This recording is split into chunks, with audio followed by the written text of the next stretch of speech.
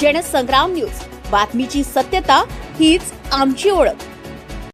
विष्णू तळेगाव परिसरात अवैध रेतीचा साठा, लाखो रुपयांच्या महसूल चोरीची चर्चा। संबंधित रेती साठ्याची मोजणी झाली आहे का? रॉयल्टी आणि परवानगीची कागदपत्रे आहेत का? महसूल विभागाने पंचनामा केला आहे का? दोषी आढळल्यास कारवाई कधी होणार? भिष्णूर तळेगाव परिसरामध्ये मोठ्या प्रमाणावर अवैध रेतीचा साठा करण्यात आल्याची माहिती समोर येत असून या प्रकरणामुळे महसूल विभागाच्या कार्यपद्धतीवर प्रश्नचिन्ह निर्माण झाले।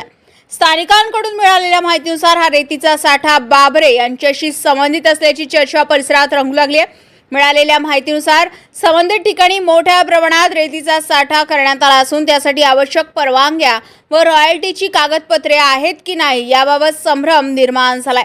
जर हा साठा बेकायदेशीर असल्याचे निष्पन्न झाले तर शासनाच्या महसुलाला लाखो रुपयांचा फटका बसण्याची शक्यता व्यक्त केली जाते आहे।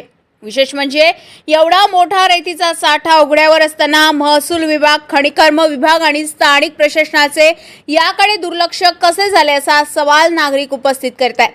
परिसरात अवैध रेती उत्खनन आणि साठवणुकीबाबत अनेकदा तक्रारी होत असताना ठोस कारवाई का होत नाही याबाबतही संताप व्यक्त होते।